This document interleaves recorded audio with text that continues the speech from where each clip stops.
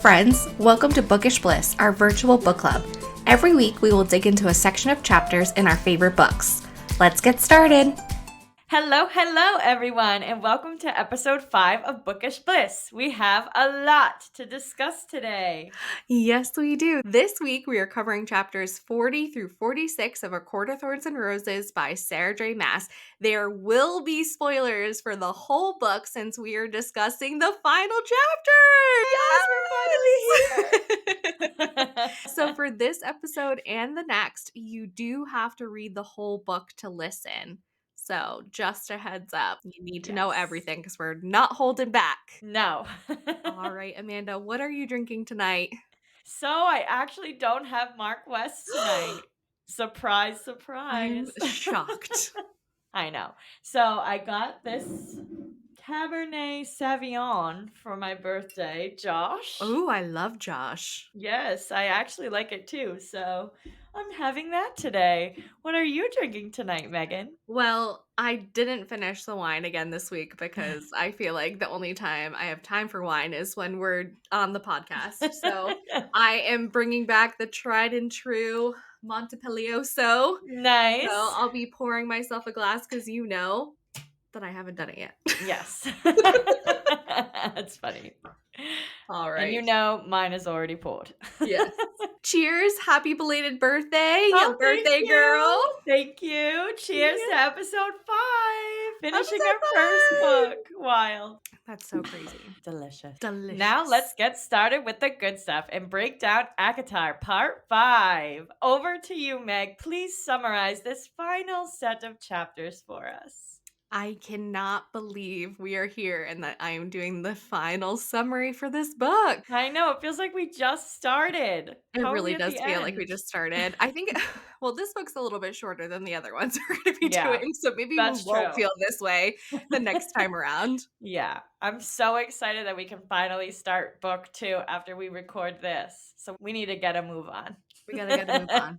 Okay, chapter 40. Feyre's second task has arrived. Since she hasn't figured out the riddle yet, Amarantha wants to give her some extra practice. Feyre is lowered into the space below the cavern that they're in, and she sees Lucian trapped on the other side. If she wants to make it out of this task alive and Lucian, she will have to read the riddle on the wall and choose the correct lever. Rhysand assists her through their bargain, and both her life and Lucian's is saved. Thank God. Thank God. Whew. Chapter 41. Feyre is in a depressive episode as she knows she will surely die and doom everyone by the time her next and final task comes around. We learn the King of Hybern is getting restless, and Amarantha better not leave him hanging a second time, this time against taking the mortal lands back. Ooh.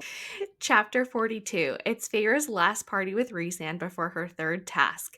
Rhysand is being entertained by another female fairy, and the High Lord of the Spring Court manages to sneak away from Amarantha to have a final rendezvous in a coat closet with Feyre. They are caught by Rhysand, who then kicks him out furiously and kisses Feyre before Amarantha finds them.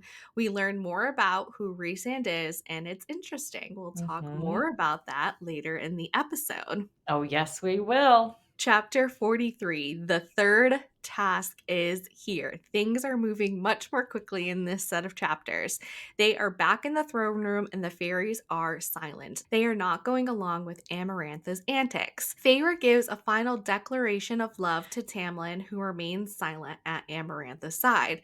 Her task is to kill 3 fairies with ashwood daggers, and Feyre will win. She kills the first fairy, she kills the second fairy, and when she gets to the third, it's Tamlin? Oh, Tamlin! It's actually Tamlin! Unbelievable. Chapter 44. Our girl has stabbed Tamlin, but only due to his heart of stone that she has finally figured out, and he has survived the stabbing. Amarantha is furious. She says she will let them go when she is ready. She only said immediately for the riddle. She starts beating Feyre to the outrage of the rest of the fairies gathered. Tamlin is still weakened. Rhysand tries to attack Amarantha with the Ashwood dagger, but is unsuccessful. Amarantha is killing Feyre and screaming at her, "Say you don't love him!" And that is when Feyre figures out the riddle. She answers correctly. Tamlin's eyes widen, and Feyre dies. Insane. Shit, that was a crazy chapter. Yeah, it was. Chapter 45. Feyre is above, watching a crazy scene unfold, but she is seeing through Rhysand's eyes. Amarantha pleads for her life, but Lucian tosses Tamlin a blade, and now he is at full power. He rips into her throat and stabs her. When Tamlin returns to Feyre, he holds her in his arms. The High Lords all approach forward and give a spark of power into Feyre's body. Are they healing I was so confused at this part. I did not see it coming, but God, her? what a great fucking ending. Right? Yes. Chapter 46. We now know that she is healed and is now high fae. Holy What? shit. Wild. Tamlin explains it was the only way to save her. Feyre is feeling all sorts of feelings about her new body, her guilt over killing those fairies, but all around her, the High Lords are discussing the next steps as they prepare to leave Under the Mountain for good. After some rest with Tamlin, wink. Reese summons her to say goodbye to her. She reminds him that she will see him soon due to the bargain. They have their typical banter exchange before he freezes while looking at her and disappears. Tamlin and Feyre return home to the Spring Court and watch how peaceful everything is now. End of book 1. Wild. I actually love, though, that it ended in such a fairy tale happiness kind of way. Yeah, and they lived 'Cause happily ever after. exactly, yeah, even though it's still book 1 and you know there's gonna be more drama, it was nice for it to Mhm. finally just be good and happiness and sweet bliss for them at the end of this book. Yeah, Sarah gave you a kind of a nice, peaceful ending, and she's like, Exactly. "Enjoy it now, bitches." Yeah, we know it ain't gonna last, so Good all right, luck. yeah. So I'm gonna dive into the characters now that we're mentioned. We don't have any new ones, but we do have some old characters that are reintroduced into our story. And then I'm gonna talk a little bit about a few of our characters now. What's going on? Ooh. The King of Hybern comes back into our story. He knows about the bargain that Amarantha has made with Feyre. We learn that the High King forgave Amarantha once for her madness with Jurian, but he will not forgive her for failing to aid his cause for a second time. He has the Mm-mm. power to strip her powers away without the use of spells and potions. He had been planning to take back the mortal world for all these years, and he was no longer content on waiting. The No. High King also sent a fairy to Prithian on a condition of immunity. He is in conversation with the ACOTAR, and Feyre overhears a part of it that we will discuss later in this episode. She hears him snort like a pig multiple times, though. I guess I we don't do have a new character, sort of. sort of. We don't see him again. Yeah, he's just merely in the episode for to bring back the king, I think, Yeah, or his plans. I'm kind of glad that we don't ever fully see him or get a description of him because just the sound of him sounds so awful that I Yeah. don't even want to know what his face looks like. Yeah. Gotta be one ugly dude. One ugly dude. We learn that beyond the obvious, aka his perfect face, Amarantha targeted Rhysand because his father killed Tamlin's father and his brothers. Amarantha decided that she wanted to punish the son of her friend's murderer. She hated Rhysand enough from his father's deed that he was to suffer. And we learn that Tamlin's heart is made of stone. This was the other part of the curse. Yes. It's gonna come in handy for Feyre later, as Thank we will God. discuss. We needed that tiny tidbit to come into play. Yes, yes, definitely. We are also introduced to the rest of the High Lords, and we get a description of them at the end of this book. So I figured I would just list them here before we move on to our world building section. Mhm. The High Lord of the Autumn Court, a tall, handsome, brown haired man with a face similar to Lucian's, his father. Hmm. High Lord of the Summer Court, brown skinned and wore a tunic of blue and green, and atop his white blonde head was a garland of roses. High Lord of the Winter Court, pale skinned, clad in colors of white and gray, with a crown of shimmering ice. High Lord of the Dawn Court, glowed brightest of them all, with a gold and ruby raiment. High Lord of the Day Court, clad in white and gold, his dark skin gleaming with an inner light. Hmm. Also, because this moment makes my heart so happy, Alice is reunited with her nephews and they are all safe back in the spring court with Tam Tam, Lucy Baby, and Feyre at the end of this book. Oh, she is reunited with her nephews and Yes. Lucy baby. They're all together, a little misfit family. I love it. The spring court is back together again. Yeah. So on to our world building section. Feyre's second task was in a new cavern, smaller than the throne room, but large enough to be an old entertainment space. Except for the gilded walls, there was no decorations and no furniture. The queen even sat on a wooden carved chair. The floor lowered, sending her into a rectangular pit. There was no door, only 3 walls and an iron gate that split the chamber into two. Two giant spike encrusted grates that Feyre dismissed as chandeliers started to lower and glowed from heat. Ooh, That was tough. that was tough. That was a close scene there, Feyre. Yes, Cutting it a but an little interesting close. one, Yes. which we will discuss later. Yes. And then I just have magic for the rest of this section. And we know what that is. My favorite section. Yes, Megan's favorite. When Feyre reached for the second lever, she felt pain. She looked down at the eye on her palm and it narrowed. She tried to grab lever 2 again, but more paralyzing pain, and the eye was back in its usual shape. She grabbed for the first lever, and that resulted in the same fate. As she grabbed the third lever, all she felt was cool stone. Some magic going on there with her new tattoo, courtesy of Rhysand. I know, her left hand's giving her lots of power.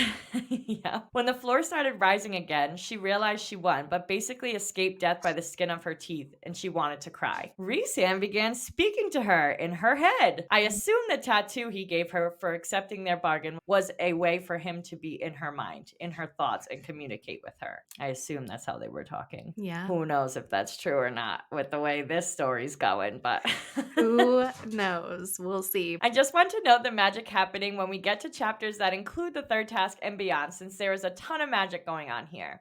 Between Tamlin's Stone Heart, the power Amarantha uses to attack Feyre and defend against Rhysand, the power Rhysand uses to try and stop Amarantha, the golden light that encompassed Tamlin that he uses to end the bitch, and finally, the magic the High Lords use to bring Feyre back to life as High Fae. But I think it's best to discuss the details of these instances later in our plot section of this episode. Whoa. Whoa.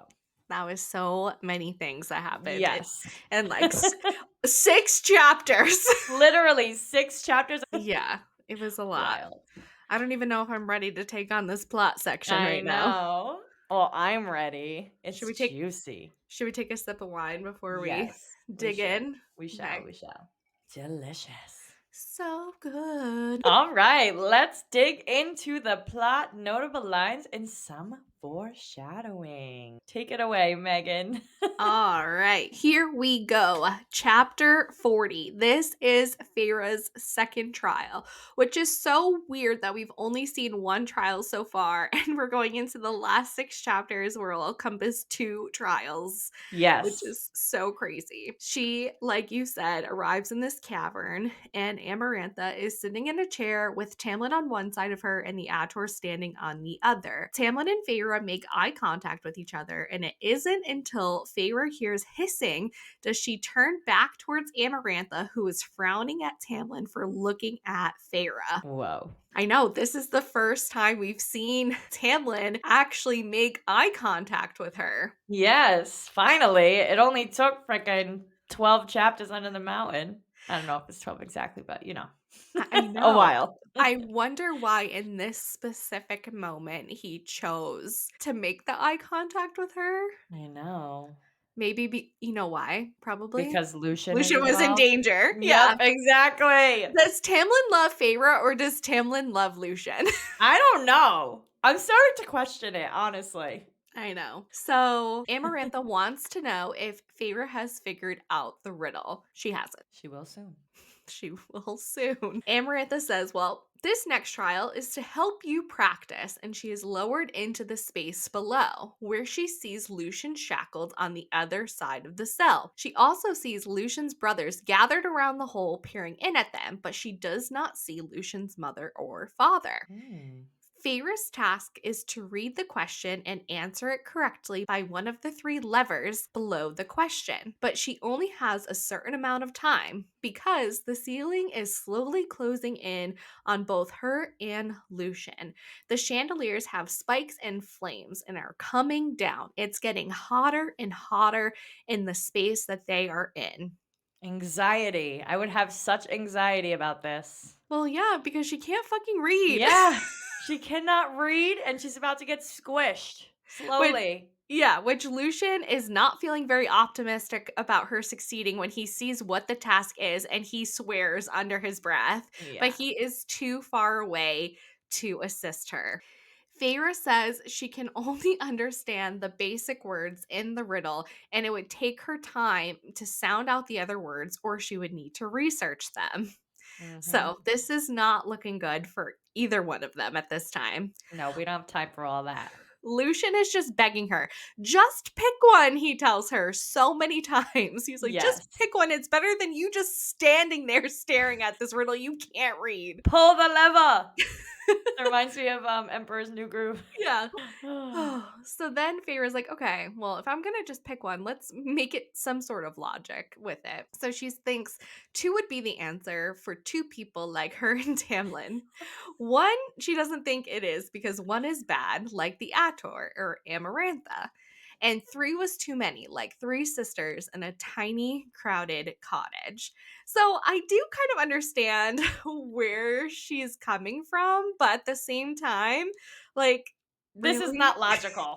This is not a logical answer. No. Amarantha, I want to know what the actual question is because we don't get to see it. All Oh we yeah, know we is do. that it has something to do with like grasshoppers Yeah. and I don't know. I know. Well, we would know if she could read, but But maybe next book. she can't. No. When she goes to pull on the number two, because she thinks that's the most logical answer of what it could be, she feels a burning, painful sensation in her hand. And when she goes to reach for it again, it does the same thing. She looks at the eye on her palm and could have sworn the eyes had narrowed at her, like you said. Mhm. Which I just want to bring back when I was re listening to our episode from last week. And when she was cleaning the floor and it was so Mhm. muddy, and she placed the palm on her face or on the ground. And then all of a sudden, Lucian's mom showed up. Like, how did Lucian's mom know that she was Interesting. in there? Do you think Rhysand sent her down there to help her because, like, she owed Feyre for Lucian's life? Because how else Hmm. would she know? Because the palm obviously knew she was in trouble. Yeah. I don't know. Maybe. I didn't think of that. I was just thinking about that as I was driving home today, re-listening to the episode. Yeah, that's definitely an interesting point. Nobody knew she was in that room. No. But she Hmm. said she like pressed the hand down on the floor and on her face or whatever, and she could have sworn it was looking at her. Yeah, And that yeah. was the part when I was like, maybe Rhysand sent her, since now we To know get help. Rhysand was helping her through the bargain Right. to get help. Interesting point, Megan. Good find. Just thought of some things. So she goes, like I said, to reach for the second lever, and her hand is like, absolutely not. So she goes to reach for the first lever and she feels the pain again. And then when she reaches towards the third lever, there is silence. There is no pain. So she's like, this is interesting. Let me, because I have all the time in the world, test out this theory again by Yeah. reaching for the first lever. And again, there is pain. She goes back to the third and there is silence. She looks up and she sees Reese, who's looking down at her, almost bored, but she's gonna have to trust him. The ceiling Mhm. is so low at this point that she could reach out and touch the spikes. So Lucian is like, please, please, just pick one. Pick one. And so she pulls on the third lever and realizes it was correct. The spikes stop moving and she is raised up again into the crowd, and both her and Lucian are saved. Yes. She's Sh- such a genius, but in this moment, she's a dummy. yeah. Like, why do you have to retest it? Obviously, something's going on. She didn't pick up on it as fast as she should have, I think, in my opinion. She was But acting like she had all the time in the world yeah, to be picking one of the levers. Not her and Lucian were about to die a gory death. because she's curious about what the pain is like. Unbelievable. You wanna see pain, honey, then you shoulda just waited for it to crush you. Oh, no, seriously. She is Wild. crying. Her head is down. She's bent over. And like you said earlier, she can hear Reese in her head. And this is the first time we've heard his voice in her head. Mhm. He tells her not to give Amarantha the satisfaction of seeing her break. He tells her and almost forces her to stand up with no tears in her eyes. He calls her a good girl Ooh. and tells her to hold Amarantha's stare for 10 seconds, not to look at Tamlin, and then to turn and leave the room. She said Reese being in her head held her together. Yeah, she's feeling pretty low at this point. I mean, she's reminded of her shortcomings once again because she can't read, and if it wasn't for that tattoo, they would be squished like little bugs. Her Yeah, and Lucian. exactly, yeah, if it wasn't for how she feels is cheating, she would be dead. But let's Yeah, let's be fair, like, Amarantha is not playing fair. There's exactly. no rules that says that she has to play fairly. Nope, there isn't. I don't see it as cheating. There's no rules. There are no No, rules. no, nope. W Fuck Amarantha. Yes, so she Fuck keeps that her bitch. head yeah, fuck that bitch. Hold her down, stare her down, just like when you threw that Yes. bone dagger at her head, you stared that bitch down. Yes. So she does that, obviously, and when Mhm. she gets back to her cell, that's when she has the biggest, most massive mental breakdown in all of Perithian history. Yes. So, yes, she can't read, she felt like she was cheating, she feels worthless, that they're doomed. Tamlin and his court, she was spiraling like she used to feel before. She built her confidence in the spring court. Yes. I think too, the next task is kind of looming over her head now. Like, if she was that helpless in the second task, like, what the hell is she going to have to face and be put in that position again? So I can understand her meltdown, but It could be almost like relief mixed in there too, even though yeah. she doesn't say that it's relief, but she just survived the task. She saved Lucian's life because he also would have died if she failed, and she made Yeah. it out. She Right. won the second task. Yeah. Reese then pays her a visit in her cell and he taunts her for still crying. He then bends down and licks her tears. I was like, what the fuck? Did I just read that correctly? I also was kind of like, what the fuck is he doing? But it was effective. Feyre calls him disgusting and is backing away from him. And he says, well, Feyre, you're so grateful, like you are all the time for my assistant. Little shit. Feyre wants to know if Rhysand is going to use the information of her not being able to read against her. He says he would never give up the most useful information of her not being able to read as court gossip. Yes, and this is actually my notable line for this chapter. Page 369. Rhysand says, I've been thinking of ways to torment you when you come to my court. I'm wondering, will assigning you to learn to read be as painful as it looked today? Little shit. He's such a little shit. At least it's getting all the depression off of Feyre's mind. Yeah, Him and I being a mean, little I shit. don't know if that's torture, but that's definitely a useful thing for her to have if he does teach her how to read. Yeah. Yeah, Rhysand always like trying to do good things by doing it an ass backwards way. Yep. Rhysand says he will give her one night off from escorting him to the nightly parties, but after that, he expected her to be back at it. Feyre is feeling all kinds of pissed off now once Rhys leaves, and she notes that she doesn't know if he knows it or not, but he saved her from completely breaking in at that moment. I think So he knows. I think he knows. He knows exactly what he was doing. He licked Yes. her face. He licked her face and tears off of her. Megan's So like, why can't he lick my face? I cry all the time. He can She lick my cries just tears. because she's waiting for him to lick her face. Oh, For those of shit. you that don't know yet, Megan has a huge crush on Reese. It's not a secret anymore after last No, episode. no.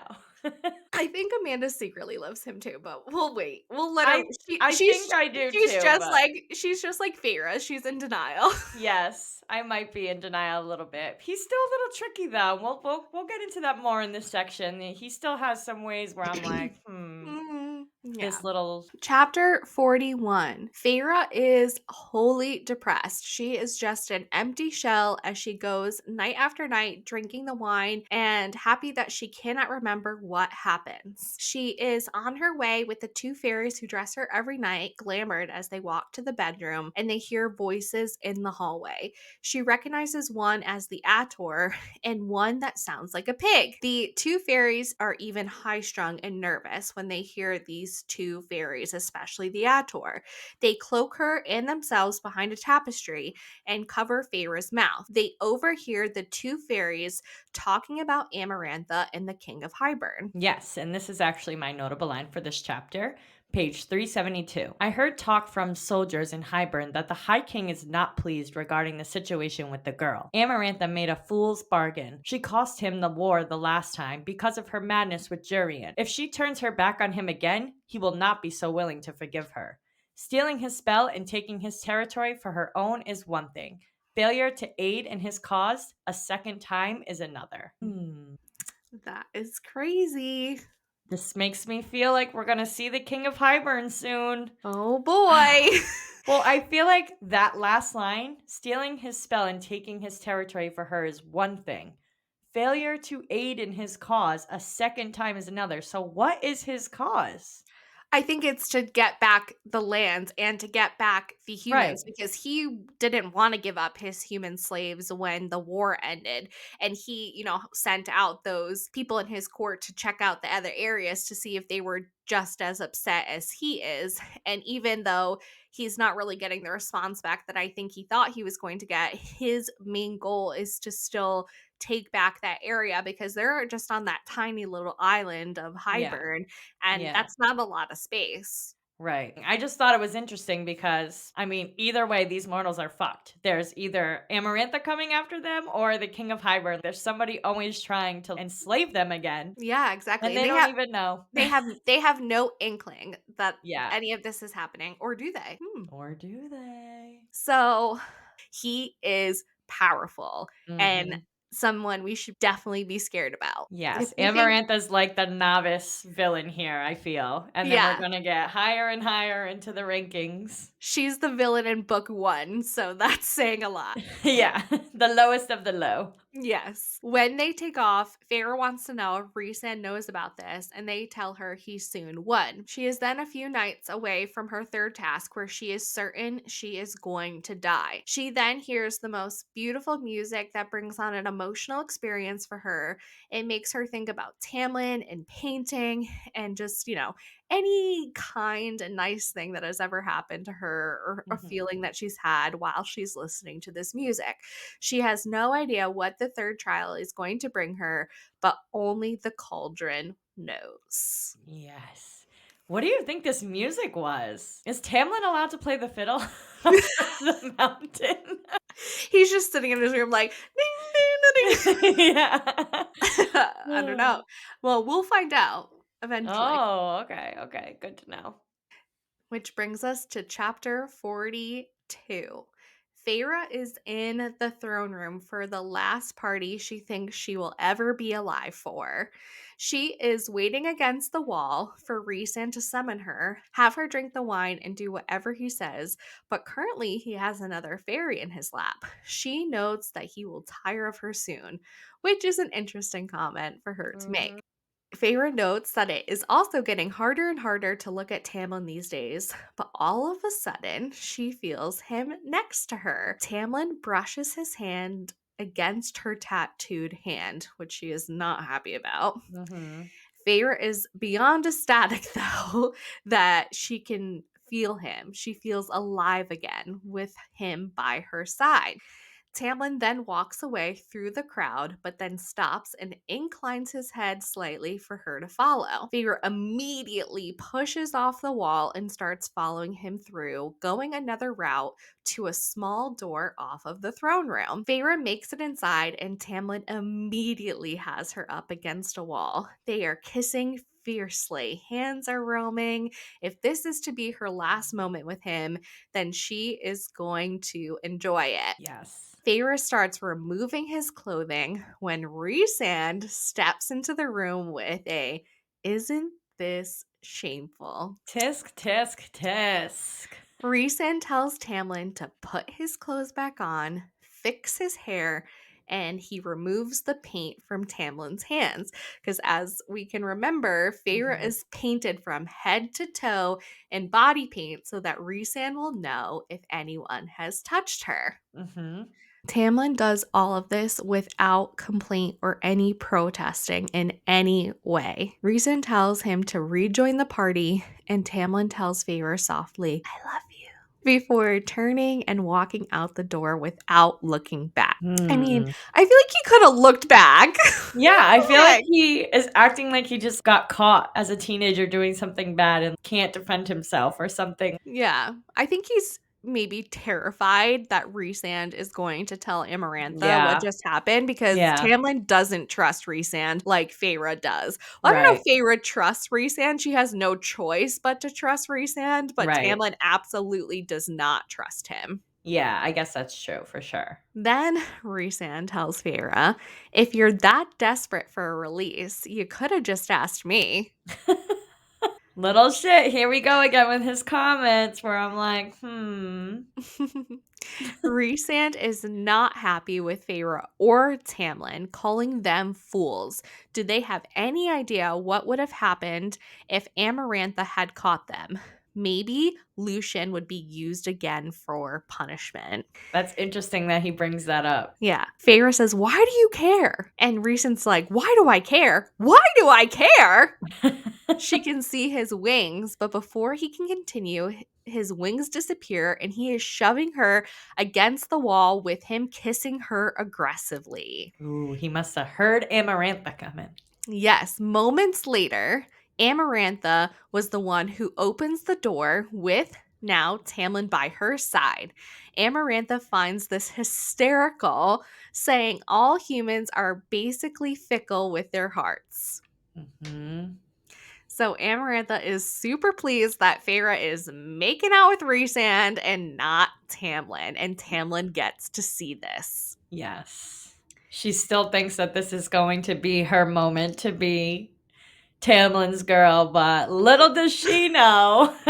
Little does she know, no matter what, that is never going to happen. Never ever gonna happen. The paint on Feyre is now all smudged, and the paint is on Rhysand's hands. Rhysand pushes her towards the door, saying that he's tired of her for the night and she can go back to her cell. Tamlin is now walking back to his normal seat by Amarantha's throne and does not look back at Feyre, where Feyre just wants to tell him, you know why this is happening. Like, this doesn't mean anything. But of course, Tamlin is being Tamlin, not giving a freaking inch, walking back to his throne, not looking at Feyre. Yeah, I feel like he should have known. I mean, he was just about to freaking have sex with her in the coat closet. Yeah, Obviously, she was not making out with Rhysand yeah. purposely or like intentionally. Yeah, her Come paint was on. all smudged. Like, clearly there had to be a good reason for Amarantha why her paint is smudged, and Yeah. Reese just delivered it. Yeah, Yes, maybe exactly. he didn't have to actually kiss her, but he Yeah. was he was selling the moment. He had to make it believable. Yeah.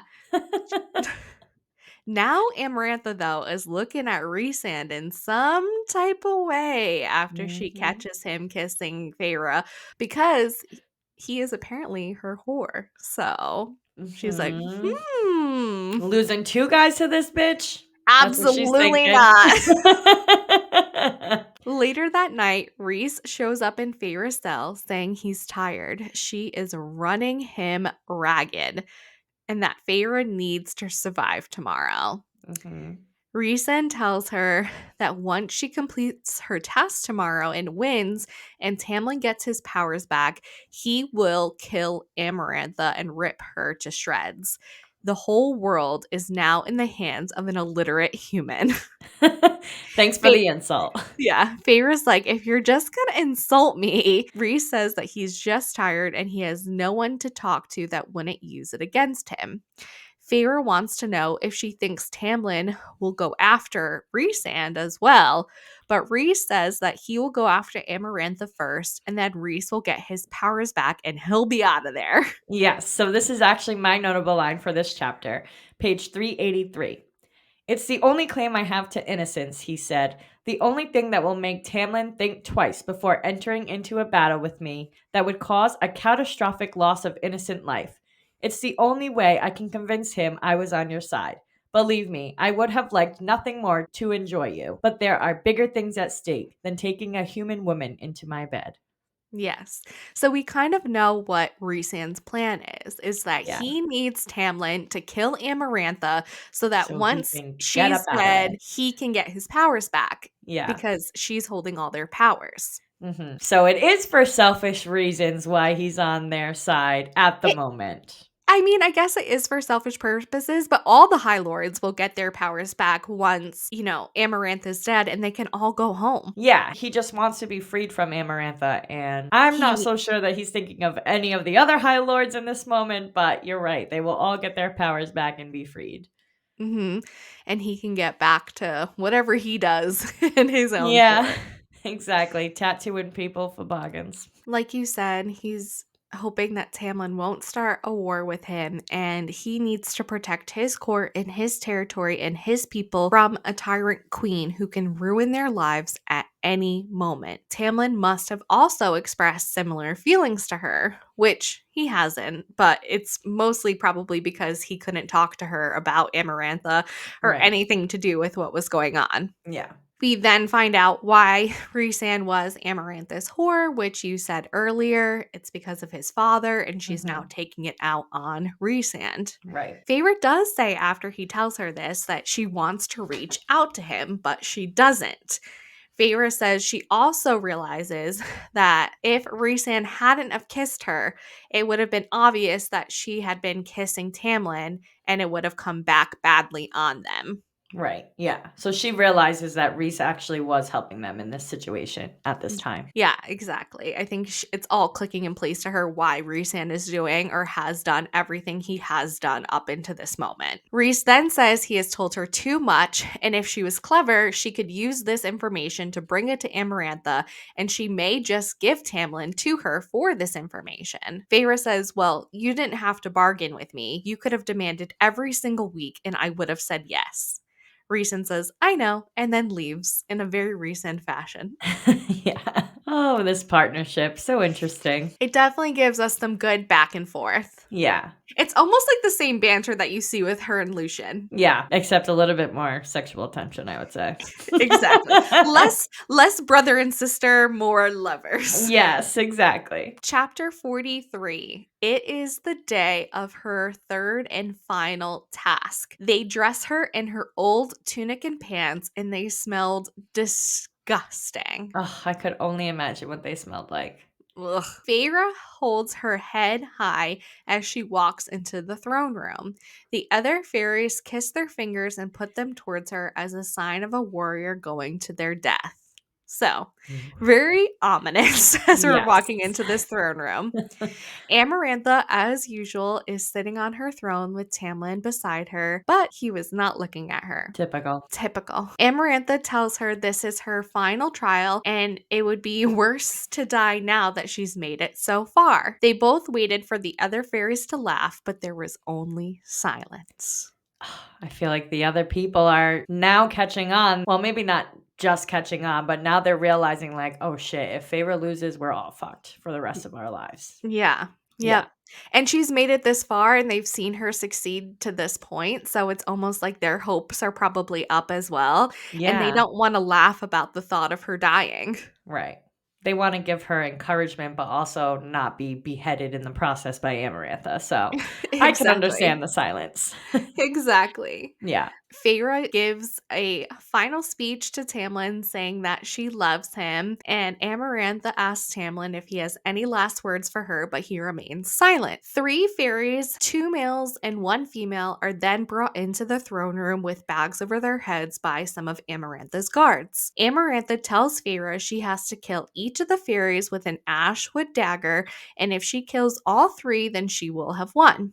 She killed Tamlin's sentinel, and Jurian killed her sister, and this was the way she was going to have Feyre's trials end. She also adds in to Feyre that these 3 fairies are innocent. Ugh. Feyre doesn't want to do this. She No. can't do it, but it's 3 lives for Tamlin's, her own life, and the Spring Court. But it's really for Perithian and the Mortal Lands. It's Yeah. all coming down to these 3 fairies' lives against the world's basically crumbling because Feyre fails, which Yes. has to be an insurmountable amount of pressure on her at this moment. Yes, pressure, but also I feel like she's kind of using it not as an excuse, but as some kind of relief to have to kill these innocent people. Like, at least more lives are being saved by this killing. Yeah, she has to justify it. Right, exactly. That's the word I'm looking for. She has to justify the kills. Feyre then says she would damn her own life to protect everyone that she loves because it's not just Tamlin and Lucian that are in Right. there, but her sisters and her father and everyone in the Mortal Lands, Isaac, his new wife, like everyone she Yeah. knows and loves. It's everybody's lives. Yeah, and these three are innocent, but so is the rest of the whole entire fairyland and mortal land. So, Exactly. right. So she picks up the first Ashwood dagger, and the guards remove the bag from the first male fairy's head. The fairy begs and pleads and screams for their life. Someone in the crowd is crying, but she has to do it. Someone in the crowd is crying. She does it. She feels the tingle in her palm from Reese telling her to do it. She stabs them in the heart, and they look at her with hatred as they die. Oof. Gotta be heavy on the It's heart. it's got to be heavy. Yeah. She pulls back the Ashwood dagger, and there's blood all over her hands now. And the guard steps up to her to hand her a fresh, new Ashwood dagger that's clean. But she's looking at it, and there's blood on her hand, and it's just bringing in all the emotions with it. Yeah. This fairy is a female, and this female is praying the prayer we heard back when Tamlin recited it to the blue fairy back in the spring court when they were dying. Feyre hesitates, but the female fairy nods at her and repeats the last part of the prayer, and Feyre stabs her in the chest. There is more crying in the room. This is my notable line for this chapter, page 393. One fairy, and then we were free. Just one more swing of my arm, and maybe one more after that. Maybe one more swing up and inward into my own heart. So you know Feyre is really feeling it right now. She Yeah. is thinking about killing herself. She's feeling so guilty for killing these innocent fairies, but Yeah. She's like, I'll do this task, and then it's over for me, and everybody else, though, that I love will be safe. yeah, exactly. She doesn't know how she's going to live with herself, even if she survives this after this moment. No, she doesn't. Yeah. When Feyre gets to the third Fae, the bag is removed from their head, and we see that it's Tamlin. She turns to the throne, and the Tamlin besides Amarantha turns into the Ator. So I Which, knew there was some body yes, switching. I was just I one section early. I just wanted to point out that part where Amanda says, maybe it's really not Tamlin by her side. And I was like, no, Amanda, it is Tamlin by her side, which he was actually by her side for those parts. But in this Yeah. instance, Amanda was correct in her thought that maybe it's not Tamlin. It wasn't Tamlin in that final speech that she gave to him. Although I did think for a moment, which I remember texting you about as I'm reading this section, that I thought maybe it was Lucian, the last person. You did. You're like, So, if this is Lucian, I swear to God. And I was like, wait until she sees who it yeah. actually is. Megan was like, keep reading, keep reading. But Tamlin was a shock. Yes. Amarantha tells her if she kills Tamlin, he can be free and they can be together forever. Because all she said in her bargain to Feyre was that he could be free. Well, this Yeah. is one way he can be free is in death. Dun, dun, dun. Yes. Rhysand goes pale because he's like, I don't know if she's going to be able to do this. Right. And this is all coming down to the wire. This is the last fairy that she needs to kill. And I don't know if she's going to be able to do this. Mm-hmm. Tamlin is on his knees. His eyes are defiant. She turns back to Tamlin and she remembers that Alice told her that there was still a part of the curse that she couldn't know, that if she knew what it was, that it would help her break the curse. Alice had told her to listen to what she has heard. And I'm not sure why this is all coming back to her in this moment, I but know. I thought the same thing. I'm like, Real convenient that she's remembering this now in this moment I in guess it's these. never really mattered, like, what the rest Yeah, of the curse was until this moment, but yeah. then she's flashing back to her time at the spring court. Tamlin had lied about why she was there, but he made it very apparent that something was going on and that something was wrong. Tamlin let her overhear conversations between him and Lucian by keeping the doors open. He led the Ator to where he had her hidden so she could hear the conversations. It Mhm. then clicks with her that his heart was made of stone. Lucian had said, for someone with the heart of stone, yours is awfully soft these days. And the Ator had said, though you have a heart of stone, Tamlin, you certainly keep a host of fear inside of it. Feyre knows Amarantha would never kill Tamlin when she wanted him so badly.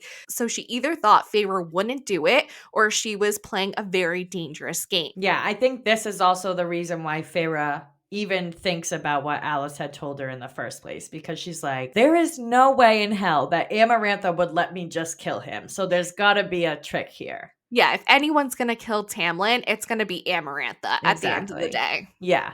And if she hasn't yet, then she probably wasn't planning on it. Yeah. When the realization clicks on Feyre's face and she takes the dagger into her hand, there was a faint smile on Tamlin's face as she stood over him because he knows that she knows that he has a heart of stone and Yes. she's about to win this third and final trial. Yes. She That's all says, the reassurance that she needs to let it happen. yeah, she knows that she's doing the right thing because she Yeah, can tell on his face that she's got it. exactly. She says, I love you. And then she stabs him right in the heart.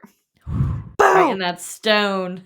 Yes. Which brings us right into chapter 44. So much action is happening. Yes. Feyre pushes the dagger through his skin and she saw blood and pain on him. So for a second, she thought, was I wrong?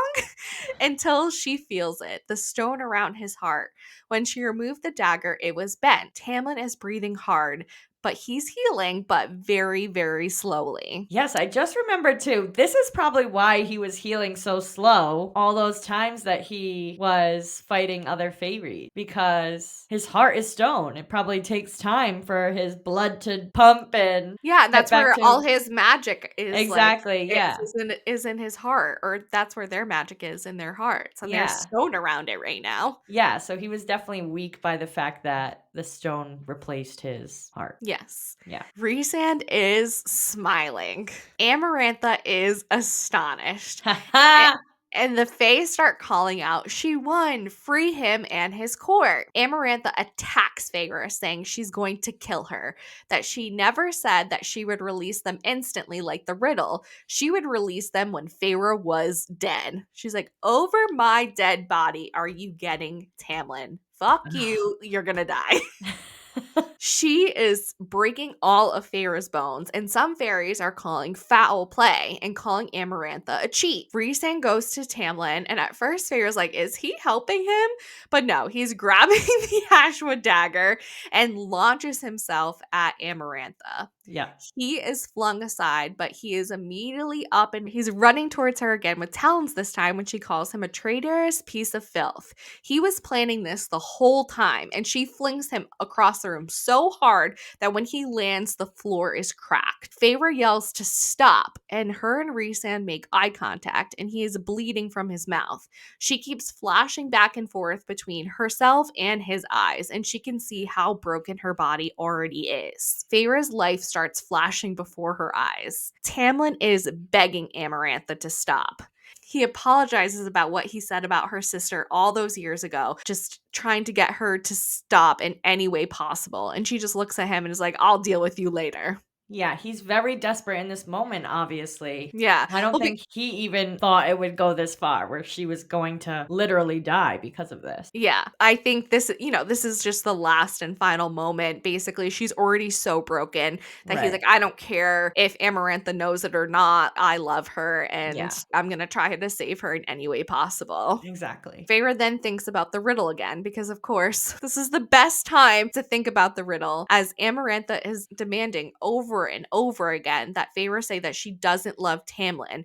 How could she think she could ever be worthy of a High Lord when the Mhm. riddle clicks? Yes, and this is my notable line. Page 403. Love, I breathe. The world crumbling into a blackness with no end. A pause in Amarantha's magic. The answer to the riddle, dot, dot, dot, I got out choking on my own blood, is love. I cannot believe that I guessed that correctly last episode. I was so shocked because I didn't even think about it. Maybe if I thought about it, I would have guessed it. But like I just said Yeah, last episode, I was like, I just wanted to keep reading. I wasn't really contemplating. And I read it so right. fast that I was like, I don't have, even have time to contemplate this. But when you Yeah. said that, I was like, wow, Well, honestly, that's so interesting. I was not even confident in that answer just because I felt like it was so easy, like so cliche and so easy for me to guess that I was Yeah. like, no, there has to be some kind of twist to this. But really, the riddle was not the twist, it was the stone heart that I completely missed. So I'm still proud of myself though for No, getting that riddle. you should be so proud of yourself for getting that Yes. riddle. I was like, holy shit. I know, I remember texting you that part too, and I was like, I'm fucking right. I know, and here's me while we're recording last week. I'm like, wow, Amanda, that is I so know. interesting. I was even more doubtful after your reaction. I'm like, "Oh god, I just sounded like an idiot again." I But was nope. after all me giving away how I feel about certain things last episode, I was trying so hard not to give anything away. And of course, Farah only understands and it clicks for her when she's like in immense pain. That's like her smartest times, I guess you could say. Yeah, in her She's the most desperate smart. times. Yeah. Desperate times call for brain power in Yes. her mind, I guess. So Tamlin's eyes widen when she says the answer to the riddle, and Feyre's body cracks in a forever kind of way. She's dead. I did not expect this. I was like, "No way. She died?" Like, there's no way. Because I even said last episode or the episode before, I was like, "They have to survive. There's 5 books. Like, who would the books be about if they died?" But little did I know. What was going to happen next? Yep. Which brings us to chapter 45. Just 2 more chapters in this book. Holy moly. Wild. Feyre is looking through eyes that are not her own. She is seeing through Rhysand's eyes. So she's still hanging out in the room as a ghost, a spirit. I don't really So, know. can she see through Rhysand's eyes because of the tattoo? Let's just clarify that. Yes. Okay. They're Yes. connected in that way through Yes. their mental because Yeah. of this tattoo. Okay. Yeah. So through the bargain, she's basically clinging on. Okay. She can see that her neck is at an awful angle.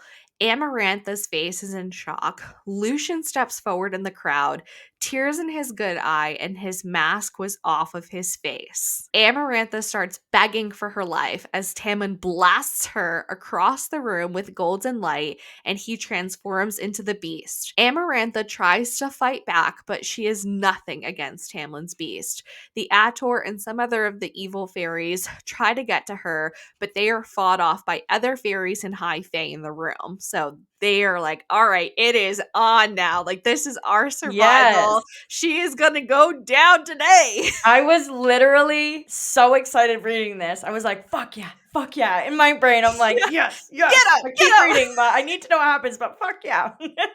Lucian tosses Tam Tam a sword and he drives it through her head and then rips out her throat. Yes. That is the end of Amarantha. Bye bye, bitch. Bye bye. See you never. Yeah.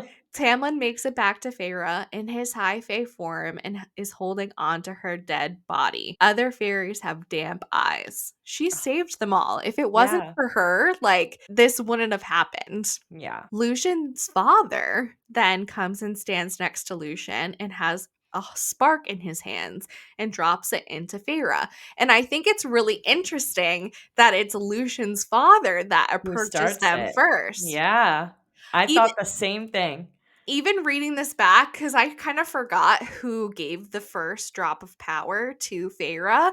And when I realized it was Lucian's father, I was like, interesting, because Yeah. we'll see in other books, like, different ways that his father acts, and I don't think it's a spoiler, we know Yeah. that this Autumn Court is pretty vicious and Yeah, I how mean, he Lucian's sent brothers the have treated brothers him. exactly, I was gonna say, he sent the brothers after Lucian when he ran, killed the love of his life in front of him, so clearly he wasn't really that caring of a person to Lucian in his life up until this moment. You kinda think, "Hmm, is it because she saved Lucian so many times while she's been here, or is it because he's just free?" Probably the second, but Maybe the second, but it's interesting that he was kind of the leader of the yeah, High Lords stepping forward. right, And not, maybe Rhysand or Tamlin to start the bandwagon. It was Lucian's exactly. father. And Yeah, we actually haven't really seen Lucian's father at all no, throughout the Under the Mountain. She kept mentioning the four brothers, and right. we've seen the mom,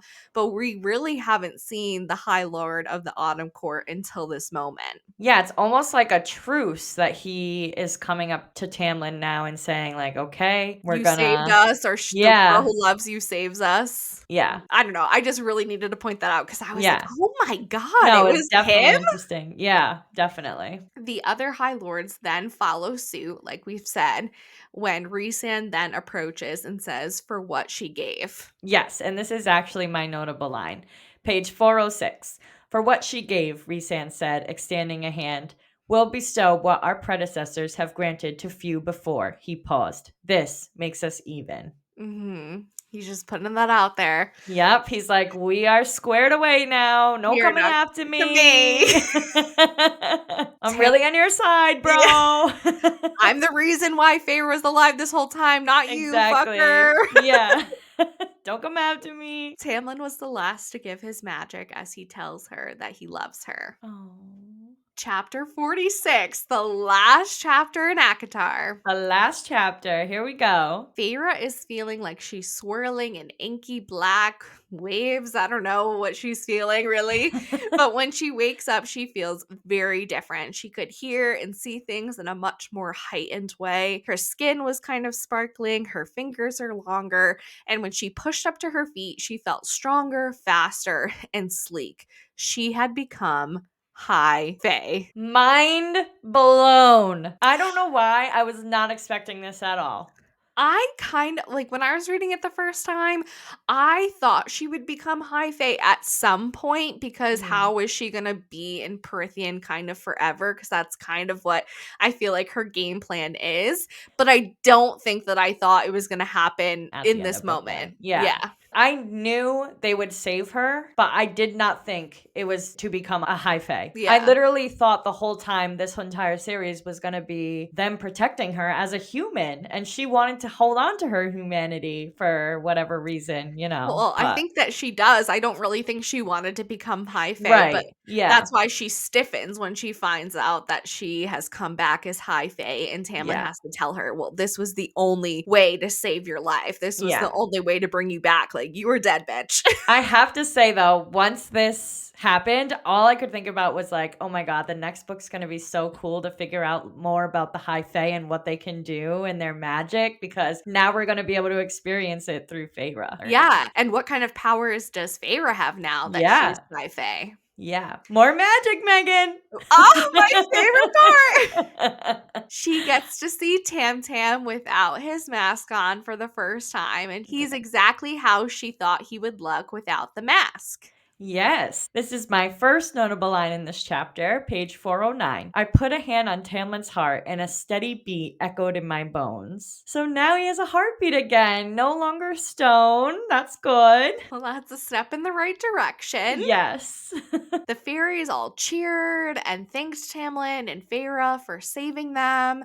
There's a lot that needs to happen now that Amaranth is dead and they all have their powers back. The High Mhm. Lords kind of have like a quick meeting, and Feyre's just kind of standing behind them. She really is in shock. She feels guilty about killing those fairies, and that's really all that she can kind of focus on. Yeah, Amaranth is dead. She's High Fae. She lost those fairies. It's a lot to process for her. absolutely. Yeah. Back in their room with Tamlin, Tamlin asks Feyre how he can ever repay her. And she really doesn't want his thanks. She is just so guilty feeling Mhm. right now. She doesn't feel like she deserves thanks, but she really does. She saved like an entire world. Yeah, she needs to keep justifying it to herself. Like, yes, 2 fairies did die, but look at all of the fairies and Mortaland that you just saved. Yeah, For think of now. all the fairies that were just coming up to you, thanking you for Yes, saving their lives. exactly. But she doesn't want to talk about it. She says we can talk about it later. Mhm. They have some steamy reunion sex after Bow, that. chicka, wow, wow.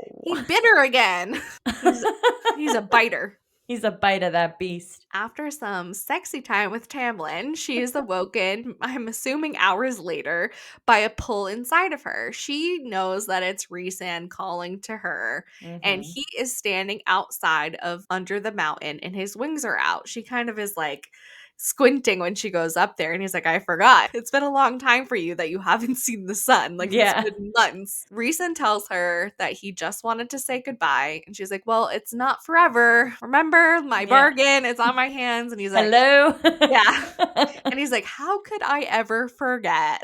It's actually interesting that this encounter happens in this way because number 1, did he really forget? No, absolutely not. And number 2, even if Feyre thinks that he really did forget, why would you remind him? Just be like, yep, okay, goodbye. See you later. She Yeah. kind of wants the bargain to happen, I feel, at this point. She then turns to Rhysand and says, why? And he knows exactly what she means. Yes. So this is actually my notable line, number 2 for this chapter. Our final chapter deserves 2 notable lines, I think. Yes, exactly. Page 413. Because when the legends get written, I didn't want to be remembered for standing on the sidelines. I want my future offspring to know that I was there and that I fought against her at the end, even if I couldn't do anything useful. Because, he went on, his eyes locked with mine, I didn't want you to fight alone or die alone. And for a moment, I remembered that fairy who had died in our foyer and how I told Tamlin the same thing. Thank you, I said, my throat tight. I also love that she says our foyer here in this line. Like, she's like officially a part of the spring court. Oh my God, I love how that's what you're focusing on. I And know. I'm like, oh, like Rhysand fought for her. He didn't want No, her to yeah. die alone. I also had the thought that maybe, like, how the fuck did he know, or did he know that she said this to the blue fairy? I don't think that he does know Yeah, it's that. just like coincidence that this happens. Yeah, because I think, he feels the same way. Like, Almost like a faded response. Feyre then asks Rhys if he is going to fly home because his wings are out. And he said it would take too long. He has not flown in so long. And that he doesn't tell many people about the wings or the flying because the things he tells people he loves seem to be taken away from him. Foreshadowing line for sure, in my opinion, but Rhysand wants to know how it feels being high fae, but she says though her body is different, her heart is still the same.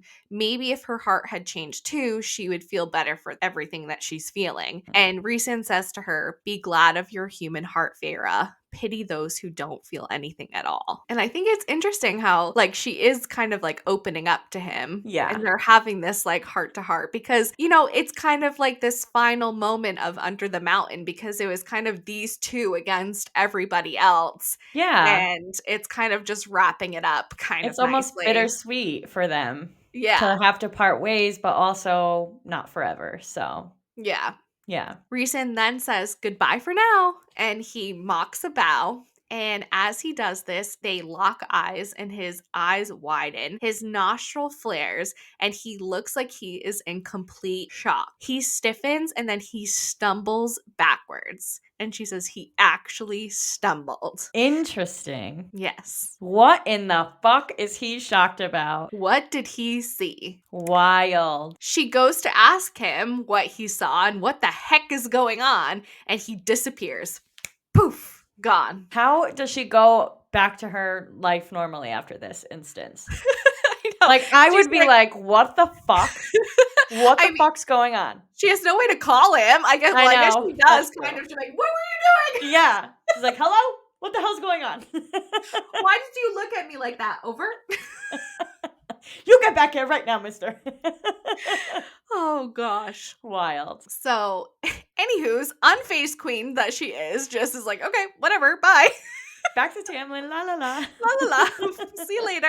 So now Tamlin and Feyre are going to be heading back to the spring court with everyone, and they are closing and kind of knocking down the walls in under the mountain so that nobody else will be able to get back in. Amarantha's body's taken away. She doesn't know where it's going, but she doesn't really care. They walk back through the tunnels the way she came in, and when they arrive back in the spring court, they just are looking around in awe because Alice is there with her Aw. nephews playing, Yay. and they kind of are just standing atop of this hill, like overlooking everyone until the sun is setting and Lucian calls them in for dinner.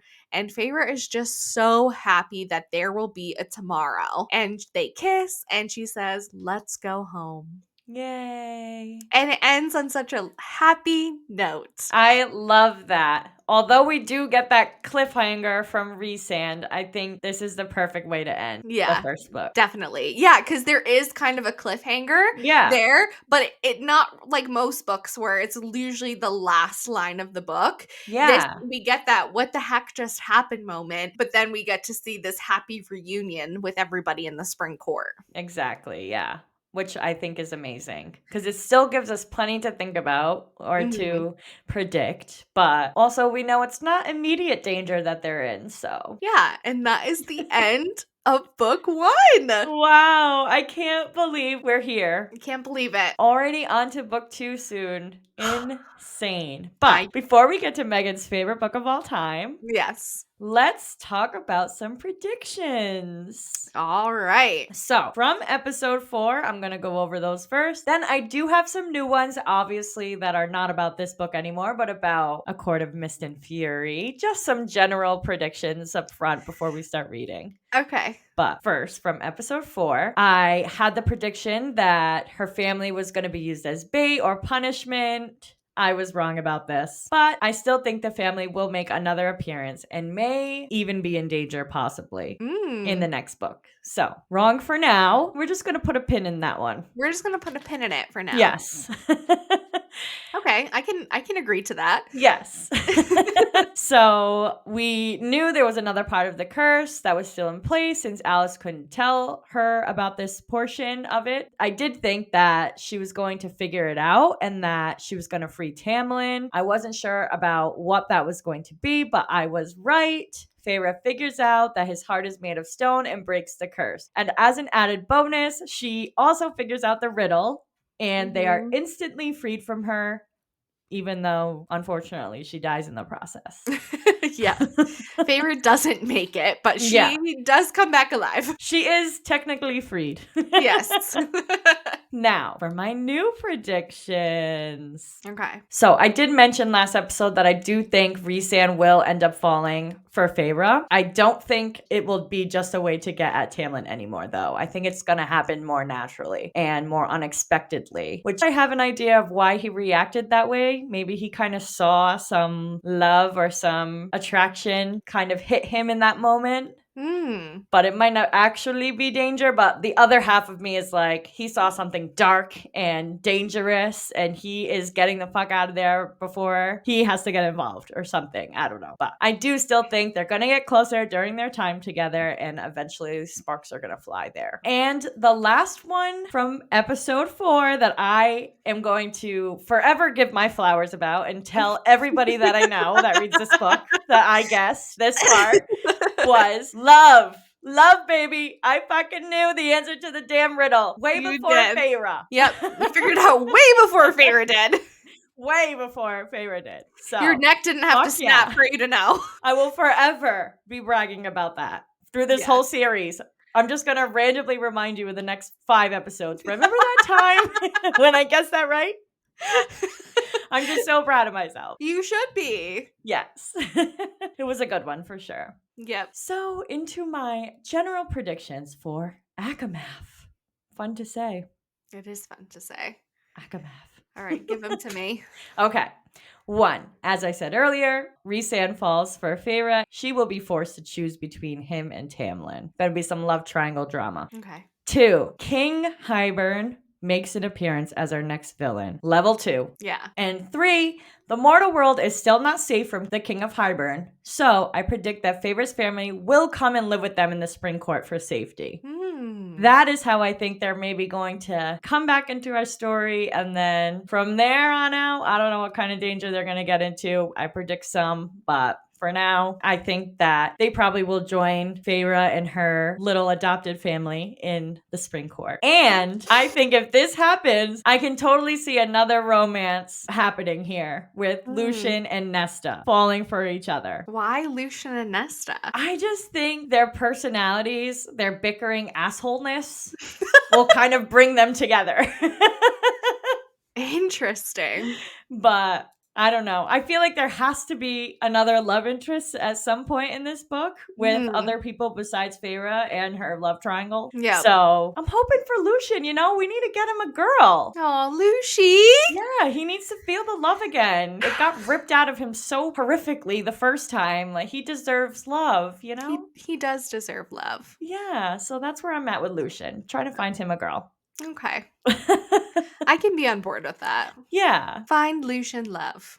Yes. So that's all I have for my predictions so far. Just some general ones, but I'll probably have some better ones after, or more detailed ones at that, once we start reading.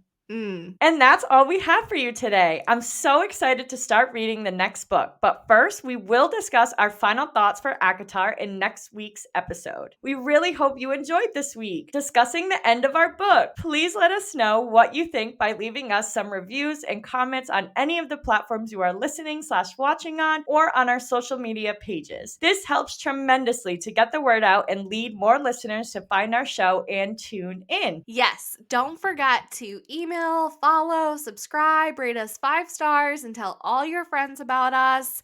And we can't wait to talk about our final thoughts about this book with you next week. We hope the rest of your day is blissful. Bye! Thank you so much for listening.